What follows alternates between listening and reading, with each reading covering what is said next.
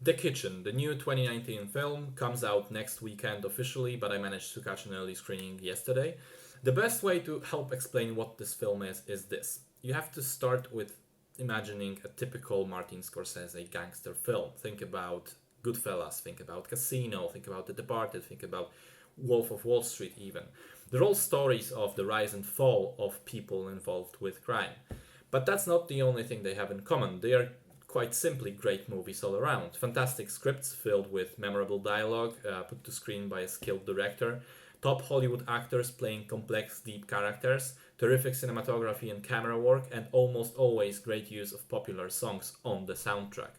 Now, imagine someone set out to make a Scorsese film like this, but stripped away all the positive elements that I have just mentioned that make it good.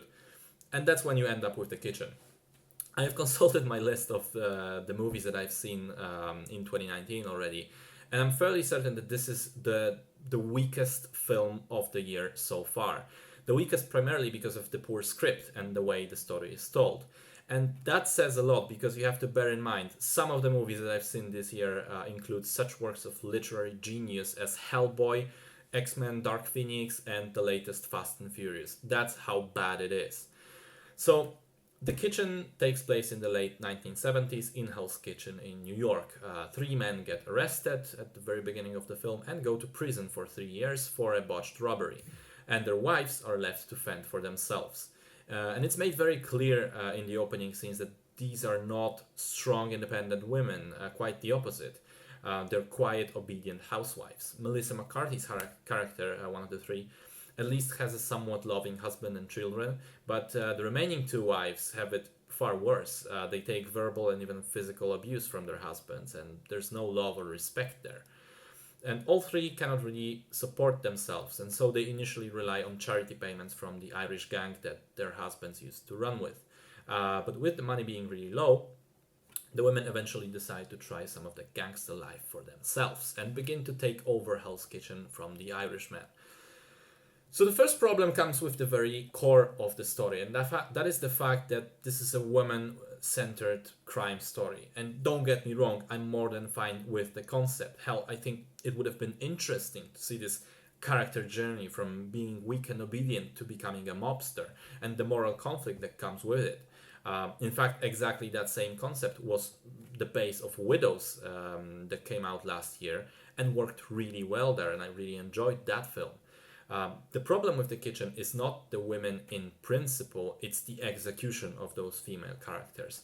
And that is just fucking atrocious.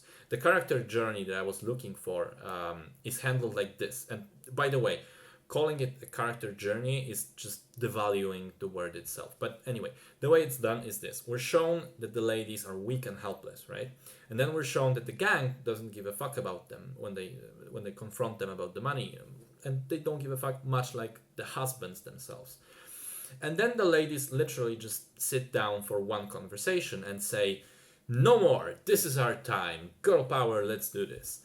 And then there's a montage of them going around local businesses and telling the owners, this is our town now, you're going to pay us for protection. And the owners are like, yeah, fine, that makes sense. And the ladies just smile and cheerful music plays, and suddenly they're on top of the world. And this is, by the way, the first 20 minutes of the film, so I'm not really spoiling anything. And I mean, there's not a shred of internal conflict and almost no external one. The way this is all presented doesn't make any sense whatsoever. The previous gang seemingly doesn't react at all to the three housewives that just take away their money. There's a line in there that maybe they won't do anything for fear of the husbands. Well, where was that fear when you didn't want to support them yourselves? And it's not like those husbands were previously shown to have any respect or love for the women either. And unfortunately, this is just the beginning of the absolute nonsense that plagues the film.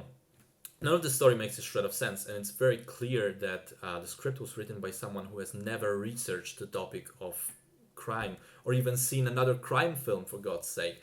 By someone who has thought that with the current Me Too climate, a lady story would be an easy sell, and most importantly, by someone who cannot write to save his life. The dialogue is atrocious, and so is the characterization. The decisions made by not just the main characters, but other ones as well, are all over the place. The motivations seemingly change from scene to scene without any reason. And all three of the protagonists are just so damn unlikable that you just wish for them to finally fucking slip and fail already. And to be clear, having a villain protagonist in this kind of film is not unusual either. If you look at, again, The Goodfellas or Casino, the main characters are mostly scumbags, despicable criminals. But they are also charismatic and entertaining on the screen and have some redeeming qualities or at least depth of character. None of that stuff can be found here. All three of the main characters are unlikable, terrible human beings, and one of them is a downright fucking psychopath. Another problem is that the movie was edited by what I assume was a blind monkey. There are weird cuts all the way through, and the way some of the scenes are put in sequence one after the other made me scratch my head. A lot of the times, a scene will feel completely out of place, out of sequence, whether it's because of the story itself or even just the tone.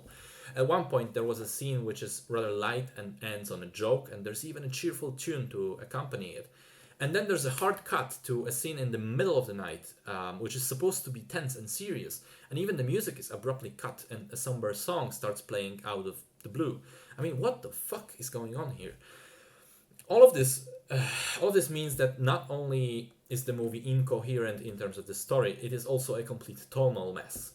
It almost seems like not one movie at all, but rather a string of random unrelated scenes, each directed in a vacuum. I mean, this has to be the only logical explanation. I also mentioned the songs, and this is another thing that I want to talk about. There are a couple of real bangers on the track list, songs written by Rolling Stones, Bob Dylan, Fleetwood Mac, James Brown, but the way they are used, Jesus fuck, it made me think of Suicide Squad.